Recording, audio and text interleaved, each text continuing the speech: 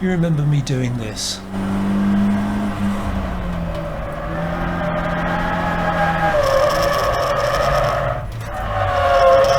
Let's see if we can figure out what went wrong.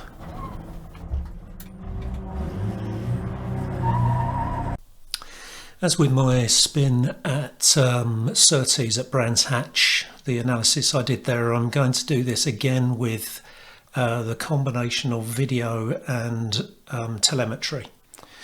So just to explain what we have here, on the left you see we've selected 2 laps to analyse. One is shown in red and one is shown in green. The red one is the one where I spun, and you can see that 1, 2, 3, 4, 5 laps later we're looking at that lap, which was my best lap during this sort of mini session. So just to explain, when we race there are 2 pit stops. This particular session is after the first pit stop but before the second pit stop. And just a reminder about where the spin occurred. So we're racing on what's called the international layout.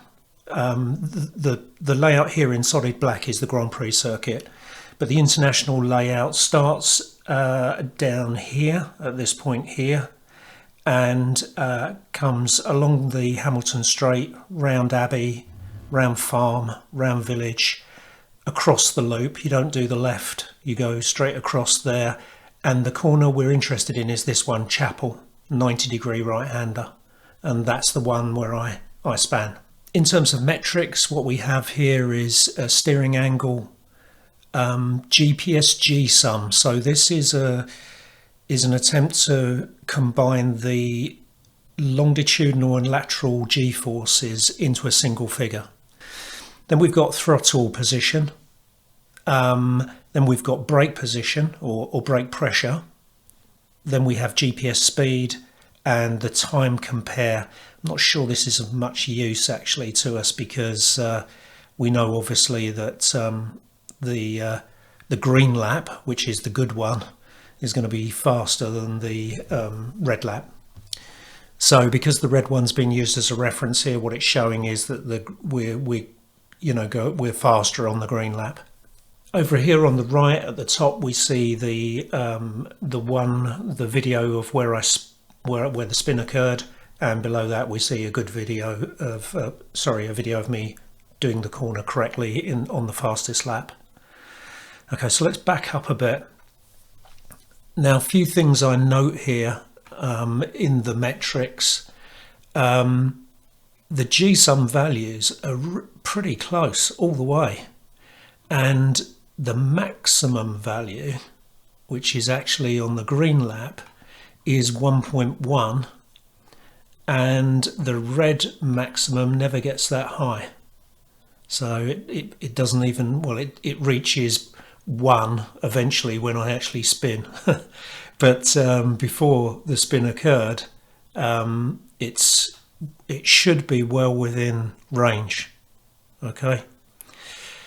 But one thing you do notice is, if you look, I come off the throttle earlier in the fastest lap and later in the lap where I span.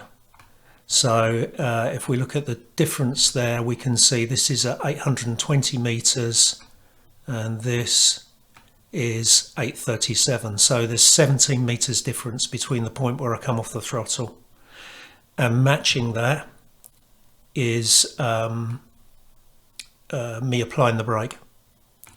No, I don't left foot brake actually into this corner. Could I have left foot braked? Yeah, because I'm in third. Yeah, I could have actually. I don't left foot brake, or I didn't at that time. I'm going to start practicing left foot braking next season actually. So that should be fun. Or I probably won't do it starting in a race. I think I'll do a few practice sessions before I get that far, but yeah. Let's now look at the braking. So I come on the brakes earlier, and overall I hold them for longer.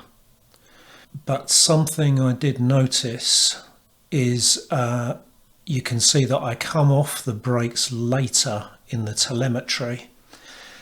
The video and the telemetry don't match perfectly actually. There's definitely a syncing problem synchronization problem between the two.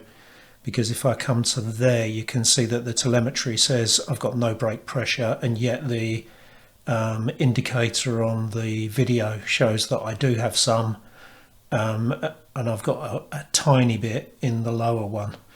But this actually, the difference between these two is something of interest. I was wondering about how far I'd carried the trail braking into the corner in case I'd done something wrong there. But I think, quite honestly, by this point there's already a problem, because if you look at the steering angle, I'm already starting to go for opposite lock because I realise the car is sliding.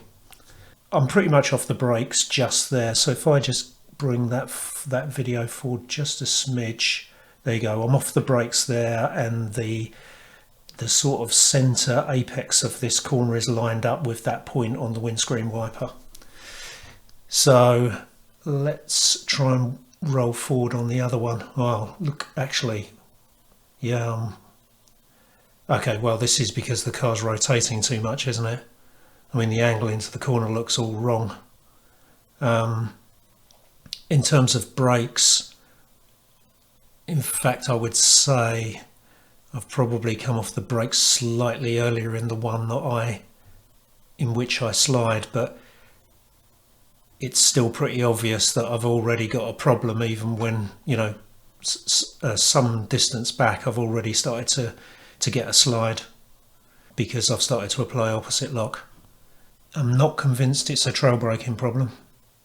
I don't think I held the brakes on too long into the corner because I think it's already too late. Did I hold the brakes on to induce the slide? No, I don't think I did, because if you look at the top and bottom, they're fairly identical at this point. So we look at the brake pressure there, the brake pressure here, position on the track, pretty close, top and bottom. I don't think that's the issue either. If we back up a bit further, I think there is a bit of a hint of what might be the issue. So to maximise the speed around Chapel, it's so important because obviously the Hangar Straight follows, and the Hangar Straight is the longest straight of all of them. Yeah, so a lot of time to be gained if you can come out of Chapel quickly. And so I was trying to get as far across to the left as I could, and you can see there's this service road on the left hand side. But I think what I've done is I've gone too far to the left. If we come forward to this point here,